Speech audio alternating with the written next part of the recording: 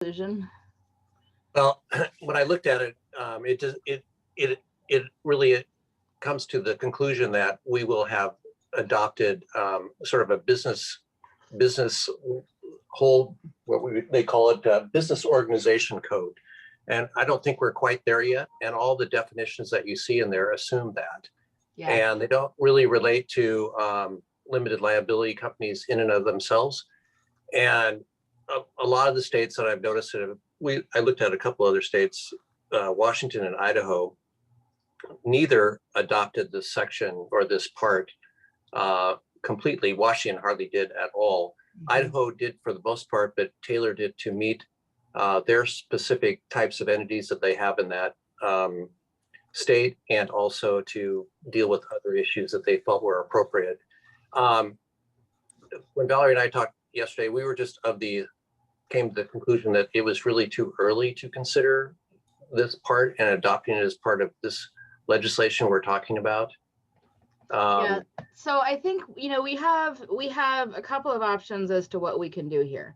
I looked at Washington as well, and they had not adopted this section. They had essentially what we've currently got in Chapter 63 had been pulled over into their LLC code to the extent that it supplements what they did with this section. But this section, Article 10, assumes that we've already gone through the Corporate Act, that we've gone through the Partnership Act, that what we're doing is trying to pull everything together. And so, I agree with David. I think it's would be precipitous of us to say that we should adopt this now, because it sets up this completely different system that would make more sense to put as an end cap on having done the other acts. Now, I think what our options are for the meeting today is to, with respect to this article and subsequent meetings, because I know we've gone through and assigned the different sections. We could continue to go through the act and see, okay, well, are there things that we could incorporate into current 63 that would make it a better act? Or are there things that, should we go through it anyhow with the idea that we'd go through it again after doing the Corporate Act? Or should we just say, let's take the sections of 63 that relate to mergers and conversions and move them over into what is likely to be this new 63A section chapter in the ORSs, which I think that's my vote would be to do that. And then, when we get through the Corporate Act, talk through, okay, then we can circle back to this, because then we'll have the greater weight of the other provisions to bring together. Yeah, Michael. Just question, are you saying that we've talked about the Hub Act, the core business entity act that then shoots out to the spokes of the different kinds of entities? So you're saying that, does this contemplate that we really need the Hub Act in place? This is so I think what they did is, I think they took, when I was going through and looking at the original Hub, what they had done was they distributed out parts of it to some of the spokes, but this seems to be a core center provision. This seems to be something that, it makes a lot more sense in the context of having all of the other spokes and then pulling them together so they have common terms. One of the things that David and I talked about was sometimes when I've seen other states that have adopted the Uniform Acts, and I think this provision in particular, they have this concept of governors, which are the people who make decisions for the entities, and that's in this.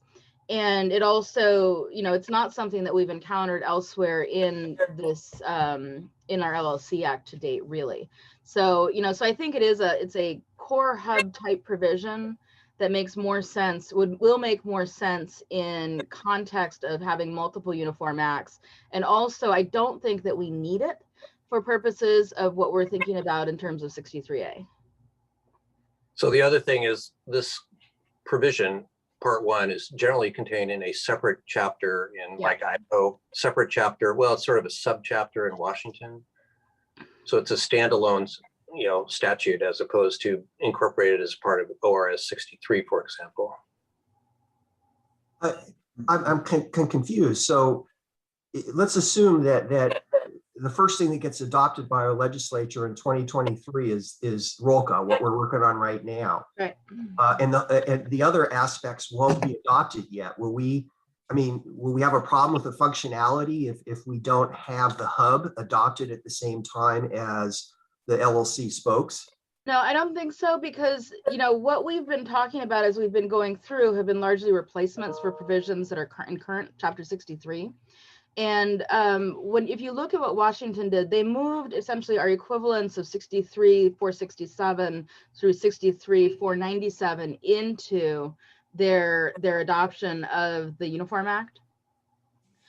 So it's not as though we're leaving a gaping hole saying that you can't do conversions and you can't do mergers. You know, there are some concepts that this contemplates as far as, you know, changing jurisdictions of entities, so domestication, that we don't currently have in Oregon law.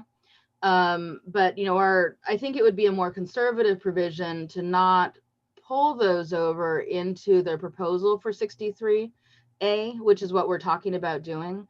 But that we can talk about that. If we want to go through the chapter and pull in things that have, you know, that RULCA does provide, that current law doesn't provide, or if we just want to address that when we get to, you know, the end of the corporate act, essentially. I do think we need to look at what you were talking about earlier, bringing in some of the later parts of Article 10, like the merger, for example, and, you know, and consider incorporating that into our proposed new act, insofar as it's perhaps different than what we currently have in ORS 63. And there's a couple of other items in there, but as Valerie said, there's some concepts that are not present in our statutory scheme, like domestication. Mm-hmm. You know, we don't have any way of filing articles of domestication and that sort of thing at this point. And that would be, as we were talking earlier, part of that hub. And again, the hub is tended to be a separate, you know, chapter in the ORS. It would have to be that way, I think, in my view.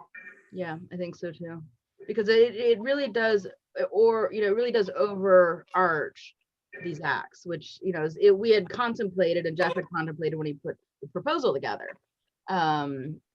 So, you know, so that's because when we were going through section 1 of Article 10, it really talks about, you know, once you get past the definitions, it talks about, you know, relationships with other laws, rights under other entity acts, and, you know, entities that may participate in a transaction under this act and entities that may not participate in a transaction under this act. And so it contemplates a much broader, I guess, buffet of options than just the LLC Act. Right. Part 1 also lists various types of entities, which I think, frankly, don't exist in the state unless I'm missing something. But, you know, but that's something we could deal with, you know, as a part of our review of this section. So David and Valerie, you said Washington did not adopt this article. Do you have a sense of sort of what direction they went, and where did they just look to their predecessor merger conversion statutes and move them forward? It appears that they did that, yes. They put that into the LLC statute. They do have a sort of a uniform kind of business organization code as a subchapter of in there, and it just has some very basic provisions in it. Yeah, I mean, I think they did pull over their prior language. A lot of it's in chapter, it's an RCW 23.95. So I've heard two different things, I think, and I just want to clarify. I thought I heard what Valerie suggests her recommendation is that we, instead of adopting these provisions of ROLCA, to retain what's already in the ORS with respect to mergers and conversions, and add them to, essentially glom them onto this new statute that we've been creating. And then I think I heard David say, but we should adopt the merger provisions of the ROLCA. I just throw that out. I have not really looked at the part 2, which is, I think, is area you're looking at. And it may be that we like the ROLCA merger stuff better than we like what's currently in ORS. So that Yeah, and you know, domestication and things like that would be really helpful. So I guess the question that we wanted to pose to the group, so you know, our section about all these other entities and things that, you know, are, you know, contemplated as part of the hub is not, I don't think, necessary as part of our proposal, but we should have merger provisions, obviously. And so does it make sense to go through, this is the question to the group, does it make sense maybe next month to go through the merger provisions, compare and contrast them with our merger provisions, see if we like the rule ones better? You know, maybe have a discussion about domestication. Does it make sense to include a domestication proposal in our draft of the language? You know, so that would be incrementally inching us towards this Article 10. You know, with the idea that maybe eventually gets pulled over into a separate chapter of the ORSs too. I haven't looked at the merger provisions yet, so I'm not prepared to discuss them at today's meeting. That's why I thought it was gonna be a short meeting. But one question I had for you two was, did you happen to look ahead to the merger provisions to see how much they depend on the definitions that you guys were looking at? Because I could see it getting quite cumbersome if the merger provisions are heavily dependent on the definition sections that we're talking about perhaps not adopting. So I confess I did not do that, although I did do a sort of a quick look through on them. And I don't know whether they would, I think we could probably take a look at them and not really have to worry about whether they are too different and could not be incorporated into our version of the legislation that we want. I mean, I think we have to look at, there's like 5 or 6 other sections in there, whether they should be incorporated into our legislation as well. Yeah. Yeah, I mean, the merger provisions are certainly more comprehensive than the merger provisions that we have under current Oregon law, which I don't think is a bad thing. And they do specifically refer to LLCs in the context of domestic LLCs. So, you know, I don't think that I think to the extent that they rely on definitions that are in this chapter or in this part of Article 10, in the section 1 of Article 10, that we could go back in context and, you know, look at those definitions. But, you know, it's not one of those things where, you know, like, for example, if you look at 1007, excluded entities and transactions, you know, the reference to external facts in 1005, you know, all of this stuff seems, and 1004, non-exclusivity, you know, all of that stuff seems that it would make more sense to talk about in the context of a cap on the hub discussion. Yes, I agree. Yeah, I tend to agree with you. And just looking at the legislative history, you look at both the LLC Act and the Corporate Act, 1999, Chapter 362. As I recall, that's when they brought in the ability to do a cross-entity conversion. Yeah. And certainly on the conversion side, I think uniformity amongst all of the entity acts are essential, because you could be, say, converting an LLC to a corporation or vice versa. So it's really uniformity on that level is essential, and to some extent, you know, the uniformity even on the merger side, I think, is important. Maybe not as essential as the conversion concept. But I think I like the direction of maybe we start with this section of 60 ORS 63 as the template, and then at least on the merger side, maybe we can compare and contrast, see if there's things that would make sense of adding to our merger statutes. But again, keeping that uniformity amongst the entity acts in mind, because I think, you know, what we may do at some point, the legislature may do, is look at all of these acts like they did in that 1999 piece of legislation, and really move all of the sort of entity conversion merger statutes forward at the same time. And that could be in conjunction with the adoption of, say, the updated Uniform Corporate Act. You know, Jeff, we're on another committee that's looking at, you know, future legislative possibilities. And so I think this discussion is particularly relevant to, you know, what that committee is talking about.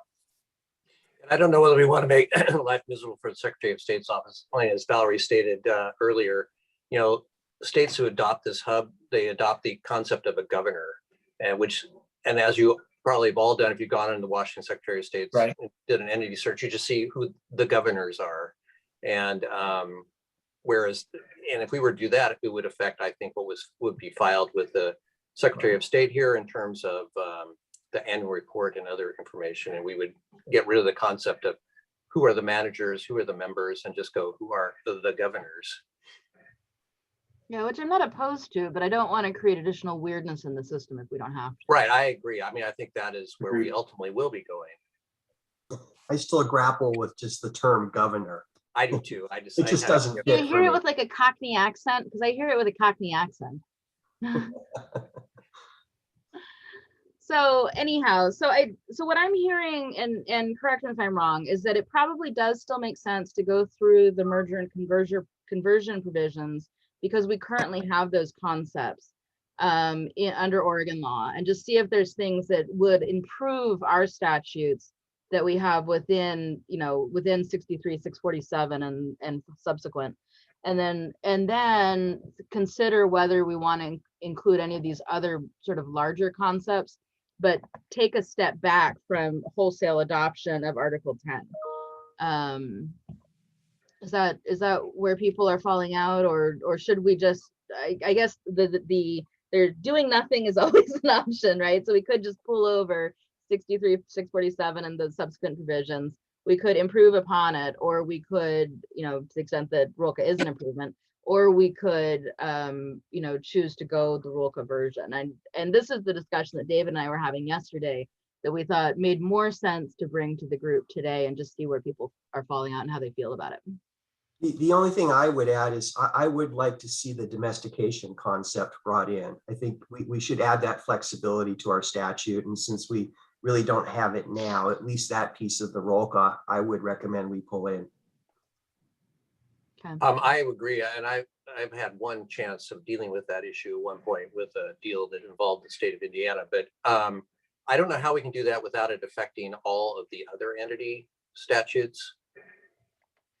Right. Yeah, I'm open to suggestions. This is where I get to be a little concerned.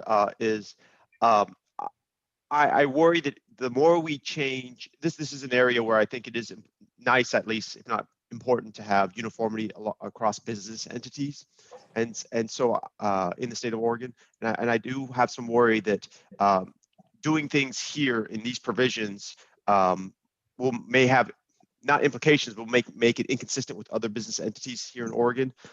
And so it would just complicate the lives of lawyers and the Secretary of State. And so I actually don't know what I think we should do to proceed, although I'm open to what Valerie suggested. I don't have a better thing to offer. Well, I think we were contemplating that at some point when we started looking at other, like the Business Corporation Act and other entity statutes, then we would begin to incorporate some of these concepts. Like domestication. So Right. this might be getting into the weeds, but the Uniform Law Commission doesn't have a Uniform Corporate Act. The ABA has the MBCA, and I frankly don't know how much, if at all, the ABA's MBCA is drafted to work to be compatible with what the ULC is doing in the unincorporated entity area. That's a good question. I don't know either, but you're right. I'm sure if we looked at the Business Corporation Act, we'd look at whatever the latest edition of the revised Model Business Corporation Act would be. So that is the other thing, is that, you know, if we were going to say, okay, this is wholesale better, does it make sense then to expand the mandate to do what Washington did, view this as a separate act and supplement provisions of our current corporate act? You know, and do we have the right people at the table for that? I know that there was a lot of interest expressed in the business law section about bringing some people in who are corporate specialists to talk about that. I'm ahead, repeating Dave. myself, but I think that, our corporate act needs desperately to be updated. It I really think hasn't been that's also updated true. since 1987.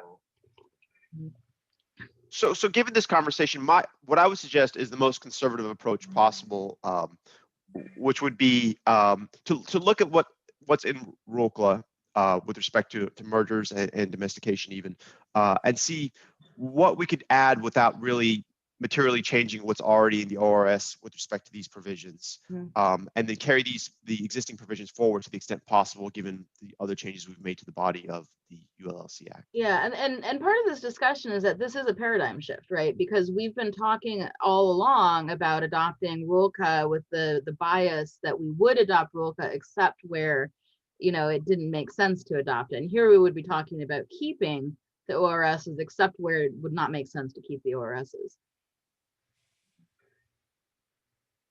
So you want to build a Frankenstein, essentially. I'm not opposed. A Franken Act. Yes, there you go. Valerie and David, I also wonder if it might be appropriate to talk to legislative council just really on maybe a big picture policy standpoint. I don't know if It's a great idea. If they would have any particular input, but I mean, I think we're at a crossroads here where we're, to some extent making a policy decision. And, I think maybe include some other stakeholders in which direction would make sense. And, starting point with legislative council, it's sort of the world they live in. Right. Yeah. And so that brings up a question about timing too. So the legislative session is currently going, and legislative council is swamped from all accounts.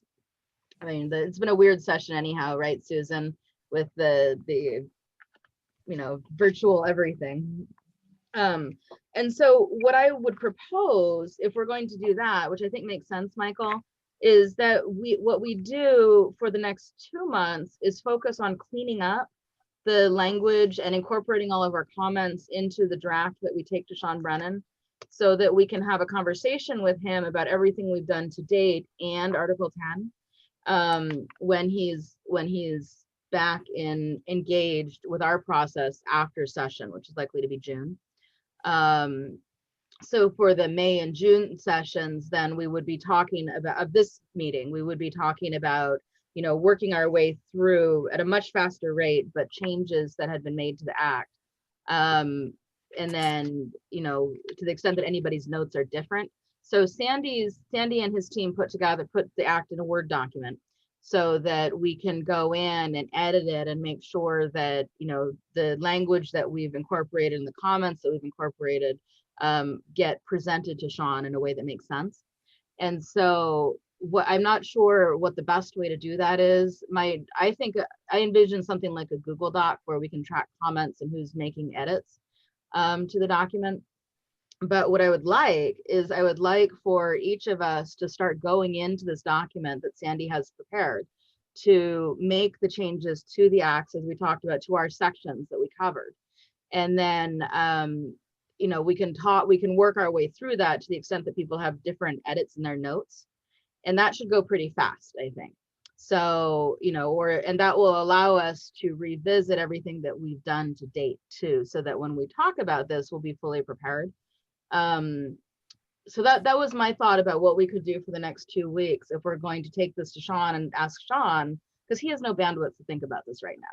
And so to the extent that we're going to ask Sean for his feedback on, does it make sense to do 10 now? What is the best, framework to do that in? I think it would make sense if we had a thing to dump on his lap at the same time. So Valerie, in addition to that, do you want to have me go ahead and do 11? I'm not prepared to do that today, but 11 seems to me, when I looked at it, to be fairly uncontroversial. I don't think it's going to take us very long. Yeah, and it's more standalone too. So we could do that as maybe do 11 next week or next time. And then that would give people 2 months then to, incorporate their comments in. So we'd have, or 2 months, 1 month, well, the rest. I don't think 11 is going to take a whole meeting, Valerie. Okay. It's not that it's not that big of a deal. Okay, so then we could get started then on talking through, Article 1 and 2 next time after we finish with 11. Does that make sense? So I have a question vis-a-vis notes, because my understanding was that maybe Sandy was keeping notes. I have a full set, but what I was going to do is allow you all to go to put in the ones that you had if you have some, and then I was also going to work on the same document with mine. I wanted to make it one consistent document. Okay, well Sandy's- that's like an if, because And that's I okay. don't know where my notes are. So Well, and I think a lot of us have been taking handwritten notes on our binders of stuff. So, I've got notes on all the sections, but we're not going to have, hopefully we have consistent notes, but. well, so I mean, I don't want to put a lot on Sandy, but for me, it would be very helpful to see the document with the notes that Sandy has taken, and then just compare that to my notes to see if there's inconsistencies, assuming I can find my notes, which is another assumption. And I don't claim to altogether. have a perfect copy of everything. Not being a subject matter expert, I was taking down everything I could. But I will certainly be working on it and can provide the best copy that I can. Yeah, I think Roberta too, though, Sandy, this is the end of the term, right? And so he's swamped. And I don't want our progress on this to be dependent on Sandy's ability to make students behave themselves. So, yes, swamped is a good word. I don't know if you can see the water rising.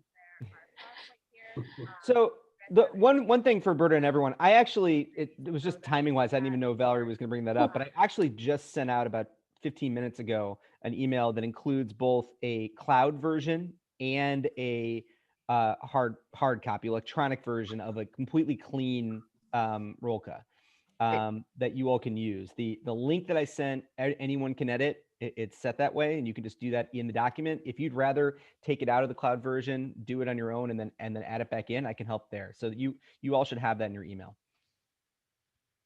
yeah.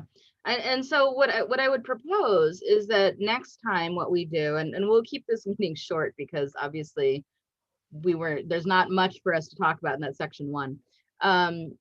But for next time, we can, Teresa, if you would be prepared to talk about Article 11, which I think you're right, it's not super controversial. And then we can start talking through edits to the act. So if we can have, Michael and Jeff, I know that puts a lot on you because you started out, it took us a long time to get through the first and second articles.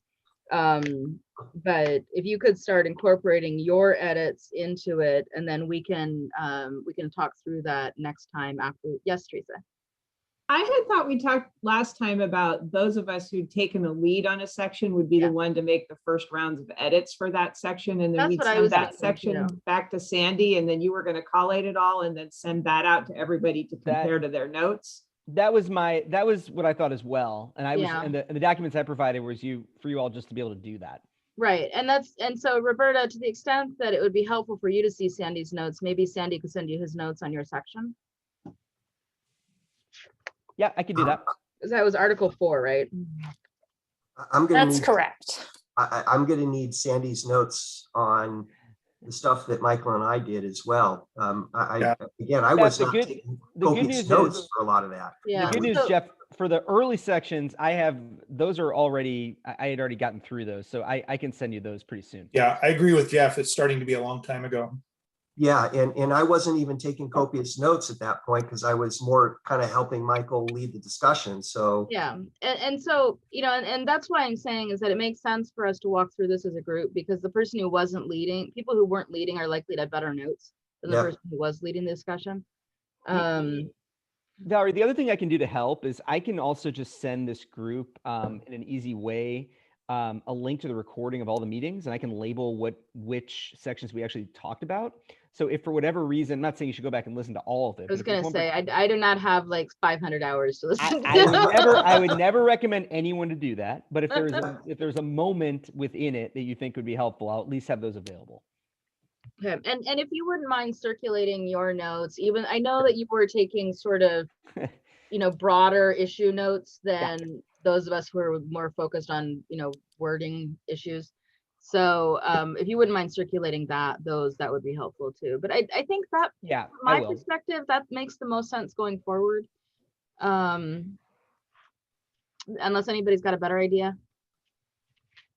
How are we going to deal with the merger and conversion issue? Well, I think, sorry, go ahead. Oh, that was my question as well. I think we need to make a decision today, sort of our general philosophy going forward, with the idea that, we're going to run that by legislative council, at least, when they have the bandwidth to even have the discussion, recognizing, that's probably not for very soon.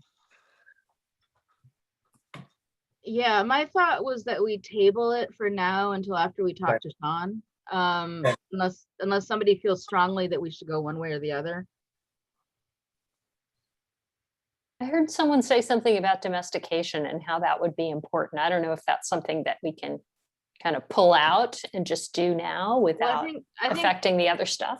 I don't think we can do domestication without talking about the corporate act. That's the problem. I mean, I agree with everybody that I think it would be extremely helpful to have a process for that. Because I've also run into this issue before, and it just gives me all kinds of heartburn that we can't do it.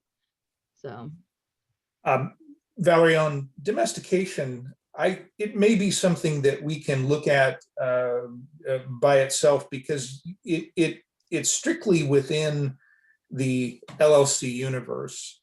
I mean, you look at 1051, a domestic LLC may become a foreign LLC if the law of the foreign jurisdiction provides, and vice versa. You have an inbound foreign LLC becoming in this case, it would be an Oregon domestic LLC. So it's strictly within the LLC universe.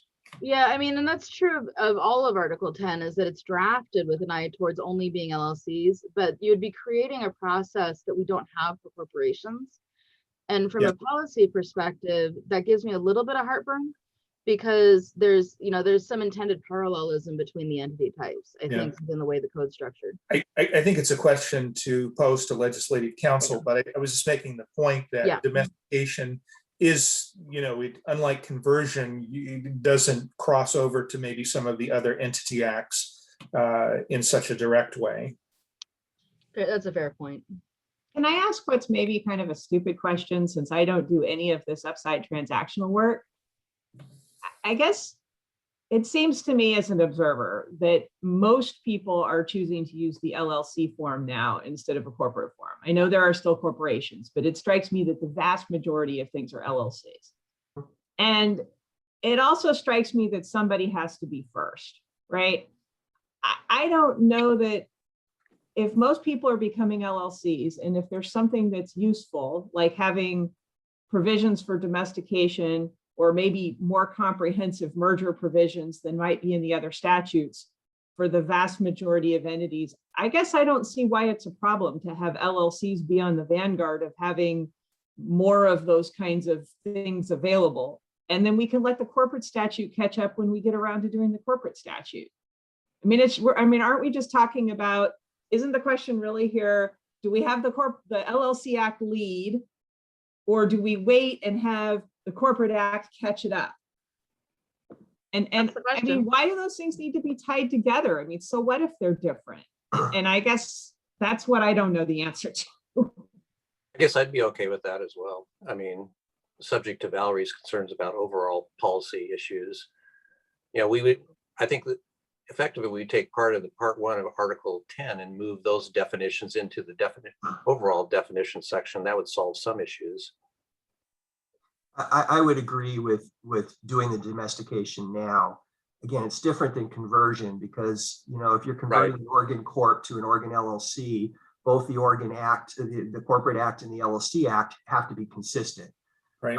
But in the case of domestication, you're talking about other state laws. You're talking about domesticating a foreign LLC in Oregon, or re-domesticating an Oregon LLC in another state if it has the domestication laws. So I think it's easier to now pull in the domestication piece into the LLC than it would be conversion, because you you do need consistency and conversion and the multiple Oregon acts. Yeah, and where I've run into the domestication issue, it has been with these reciprocal provisions, right? Where you say, oh, well, if Oregon allows you to do it, then you can domesticate into our state. But, you know, that creates a problem because Oregon does not allow you to do this at all. So, Right. Well, Jamie, and that's why I want to pull it in. I don't want to leave it out overall. However we deal with it, whether it's later or now, I think it's a bell and whistle that we should be adding on to our LLC Act. Yeah, and it would be, I think for transactional attorneys, I think where Jeff is going is it would be a very helpful tool because we do that now. It's just, it seems like a cumbersome series of steps to get there. I mean, you know, often you're forming a domestic entity and then you're merging the foreign entity into the new domestic entity. And this would take those, you know, those initial steps out, and you can just bring in the foreign LLC and domesticate it. So, you know, it'd be a real helpful tool in the toolbox. Jamie, do you have any thoughts about this? Because this would be an ad for Secretary of State. It would be, you know, it definitely, we would have to do some updates to our systems. We'd have to create new forms. But when I look at the idea of domestication, we just had this with nonprofits where they really wanted to be able to have domestication for nonprofits, and it ended up getting left out of the bill that is right now in session. So they're not going to be doing it, but somebody has to start it somewhere. And I think if we started it with the LLC, then they are the largest amount of entities that are filed in Oregon. And I think, I mean, my personal opinion would be, I would say that it's needed. I hear about it all the time. Why don't you have it? From us. from you, but from not just you. I mean, from many different partners that we have, and then customers as well. Mm-hmm. That's great feedback. Susan, do you have any thoughts? Susan, hello. Can I bother you for a sec? Do you have any thoughts about the political issue there? Maybe I should take another call.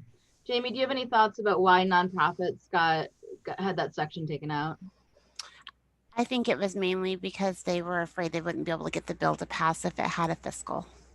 Oh, that makes sense. Yeah. I think Mosin from the chat agrees with you.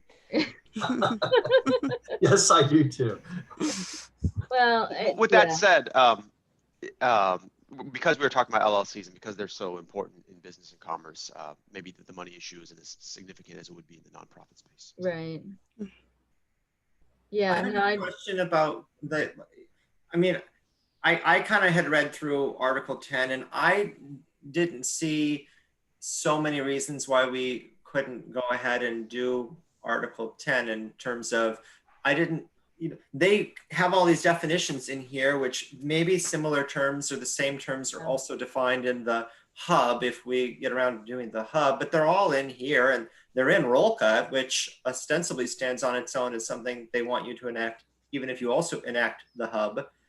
So I didn't see myself, at least, that as an obstacle to adopting Article 10. And then with conversion, for example, it's good to have everything be the same among the different corporate entities or business entities.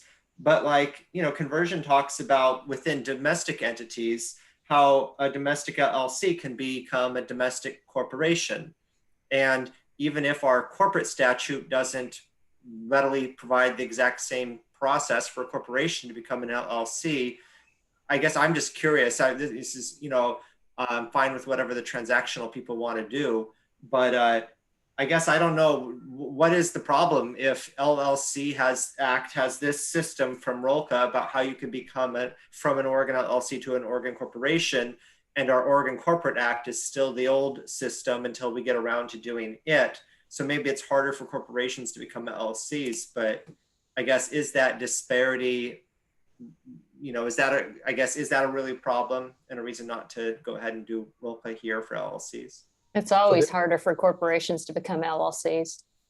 Although the Oregon Business Corporation Act does provide for that. Well, the real question from a tax perspective is why would you do it? Because it's an ugly mess if you convert a corp to an LLC when it comes to taxes. Exactly. That I was think my point. the LLC Act is that, or the tax code is outside of the scope of our mandate, unfortunately. So For people I that don't think want we to get to change that. no. for people that That's a want to question. understand that, when you convert a corporation to an LLC for tax purposes, it's a deemed liquidation of the corporation, and that is a disaster. Usually, yeah. Well, then I guess I just, maybe I'm just not, I just am not. a Well, no, we're just making source. tax jokes, Cody. Your Can I- comment is well taken. We're just being Yes. nerds Can I- about the tax issue. It's being nerdy, it's tax nerds. Can I ask a question? I'm a little confused about domestication and what it accomplishes that you can't already do with a conversion. If I have an Oregon LLC, I can convert it to a Delaware LLC and vice versa. You don't have to change entity types in a conversion. You can just change the state. Is that all domestication is?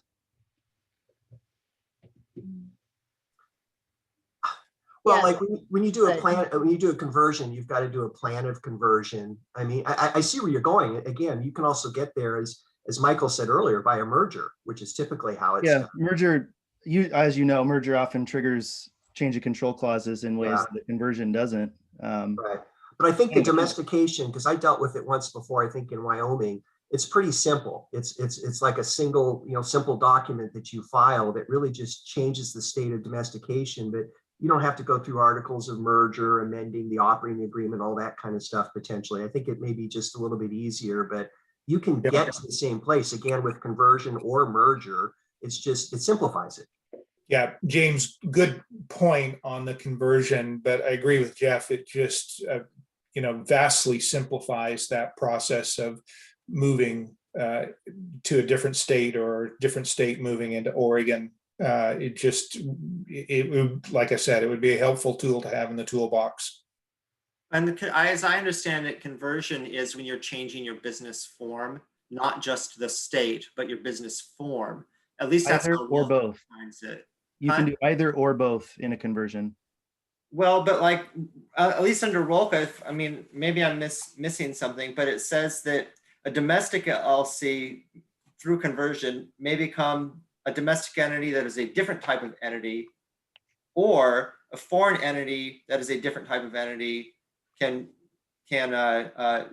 you can become a foreign entity. And likewise, the foreign entity that's something else can become a domestic LLC. But I think it, at least as ROLCA defines conversion, it requires a change in type of entity. Yeah. Yeah, I'm only referring to existing law. So Oregon's conversion statutes today, Delaware's conversion statutes today, they all permit what I'm describing. And I think ROLCA definitionally is creating two subcategories where today we just have conversion. Well, and I think too, if you look at some other states that have adopted ROLCA, you have to be an LLC and become a domestic LLC in the other jurisdiction. There has to be statutes permitting that. And so, I think in order to be compliant with that, in order to be able to convert from an Oregon LLC to a LLC in one of those other jurisdictions, that is, like, I don't know if it's Kentucky or whatever, you would have to be able to say Oregon has the same provision and not just the sort of the mechanical way to do it within the statute. I mean, it's a semantic difference. So what I'm hearing is that from this group then is that maybe we've come around to more of a, well, let's take a look at whether it makes sense to adopt ROLCA, especially the conversion and merger provisions, talk about domestication, and with the idea that it would be a good add. And then if it ends up leading the way, then maybe that's not a bad thing. Is that where people are falling out now? I lean that direction. I mean, I guess I lean toward adopting all of Article 10, except for maybe the interest exchange part.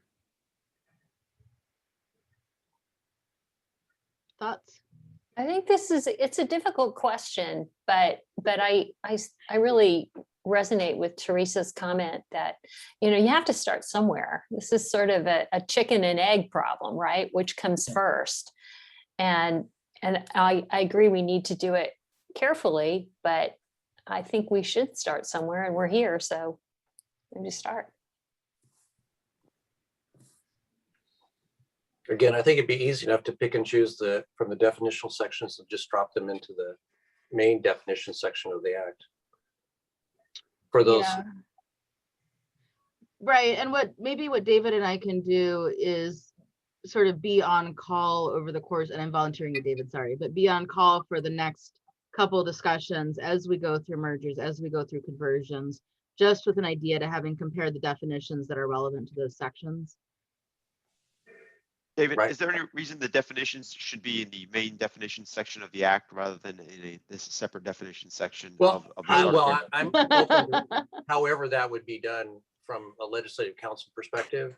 But if we're just essentially adopting a new LLC act, it seems to make sense to put all the definitions into a particular section.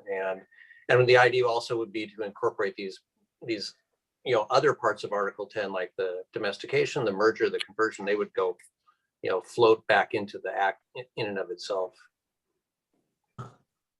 I mean, this Article 10 sort of almost a standalone type of provision. Yeah, and just bear in mind too that we've talked all along about how other states have adopted this, and that's not what they've done. So I'm okay with us diverging from that if it makes sense for Oregon to do that, but it would be a divergence from Idaho. It would be a divergence from Washington particularly. And one thing in looking at Idaho and their business organization code in which they put all these definitions, they went and picked and choose the ones. It doesn't even look like part 1 of Article 10 at all. I mean, they probably got about half of the definitions, plus they have additional definitions not currently included in Article 10, part 1. Yeah, although I will say that a lot of the definitions that are in a lot of the bulk of part 1 are the comments, because the comments to the definition are enormous as well.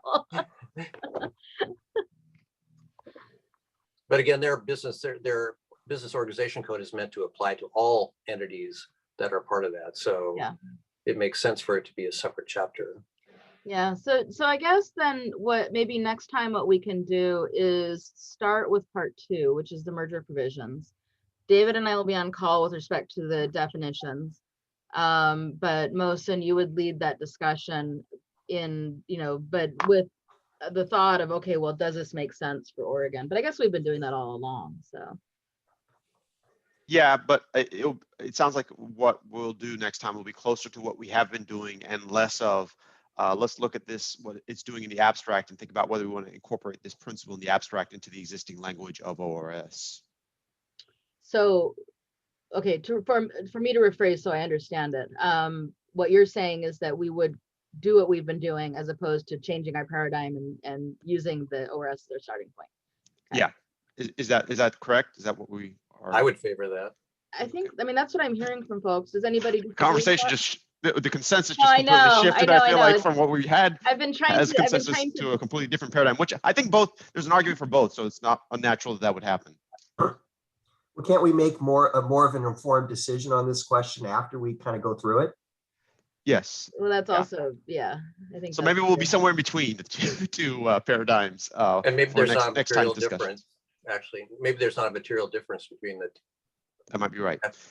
Okay, so then, all right, I will be prepared to lead the discussion for starting with the merger provisions of the article. Okay, and that will give us additional time to start incorporating our edits into the documents that Sandy sent out too, if we do decide to work our way through Article 10.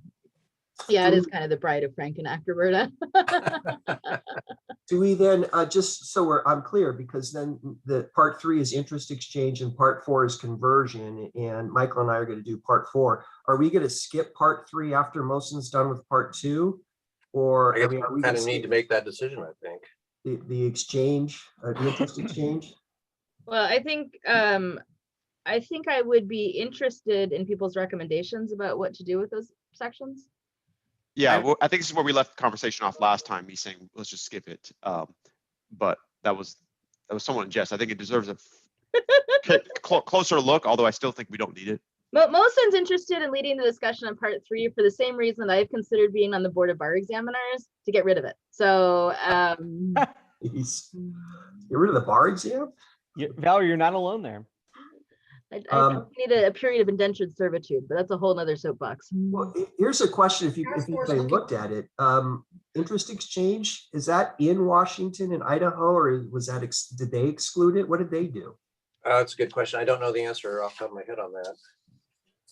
What if we do merger and conversion and domestication and then look at interest exchange after that? Yeah. I assume that takes us 2 to maybe 3 months from now. Yeah, and then we can be talking with legislative counsel once Sean has a chance to breathe. I think that's a great recommendation. Agreed. And then we'll circle back to 4, and then we'll talk about Article 11. You guys are awesome. Thank you so much. I just wanted to throw out that, speaking of definitions, I don't think we ever had a person assigned to definitions like Article 102. Yeah. But we never did go through that section. And so we should do that in light in light of the long year plus discussion we've been having when we go through with edits, probably. Yeah, Cody, you are correct. That's the one session we never touched. And then there's like 10, I'll call them orphan sections from ORS that aren't at all captured in anything that's ROLCA. That, like, for example, there's that one statute about dentists. I'm happy to like lead the discussion of, here are the 10 orphans and what should we do about them, and should we keep them and put them where? But that should probably also happen as part of our sort of cleanup that we do. Right. Good point. Okay.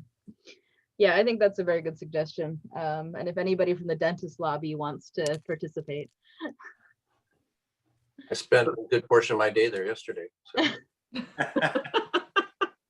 Did you ask your dentist how they felt about I should. I didn't think of it. All right. Well, I really appreciate all of your thoughtful comments and hard work on this. This is one of those ones where David and I were talking to each other yesterday and we're like, I don't know what to do with this. So I think we've got a roadmap for moving forward. And so next time, Mohsen, if you wouldn't mind leading the discussion on that, and in the meantime, we'll start getting our comments input into Sandy's document. I think we'll be in good shape. And take a look at the email I sent out. It's totally clean. Add as you like. I will also add my sections to that document as it moves forward. If you'd rather not work on the cloud document and you'd rather just do it outside of that, just send it to me and I will add that into the cloud document. Yeah, and Sandy, you have a clean version of this saved somewhere so we can just redline to show everybody's changes. Yeah, exactly. I mean, it's what I sent out. No, I understand that, but I want you to save a clean version somewhere that's not in the cloud. Absolutely. So we can run a red line. Yep. No problem. So do we have a date for next month yet? Yeah, we do. It's May. I'm sorry for folks who weren't here. I didn't send it. It's May 5th. It's a Wednesday. I know that doesn't work for everyone, but that's what we had worked out. It's Cinco de Mayo. That's true. If we were meeting in person, we could have tacos, but sadly. Yeah. I was going to say, who's bringing the margaritas? Yeah, margaritas is the better part. Now, you always like to be 2 months ahead. Do you want to? I do, yeah. You want to plan a June? Let's schedule June as well. The teachers among us should be done, yes, with your classes by then. Okay. Yeah, our commencement is on May 15th. So the first full week in June is currently open for me. So does anybody have a strong preference one way or the other? You're talking about the week of June 7th? June 7th, yeah. I can't do Tuesday morning, but otherwise I'm okay. Thursday morning? How does Thursday morning look for people? That's the 10th. Who made that? That's good? Okay. Okay, so let's plan on the 10th.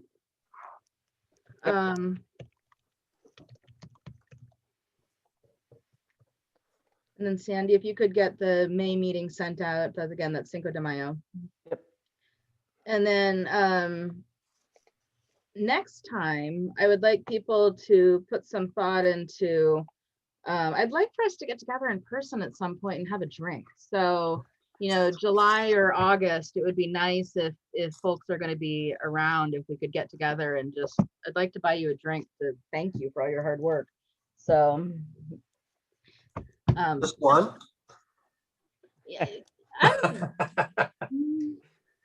Maybe Also, Should more we than be one. buying you a drink for being our fearless leader? Yeah. There you go. We can So buy I'll- each other drinks. It'll be, but I would like to get together because it's been so long. And again, it's been working through this pandemic. I've been just so impressed with how much we've gotten done, in the Zoom process, which, was new to everyone when we started doing this. So. All right. Well, thank you again. And with that, I think we can close quite a bit early today, but we'll circle back next time with mergers. Thanks, everyone. Thank you all. Have a great day. Thank you. Bye. Thank you.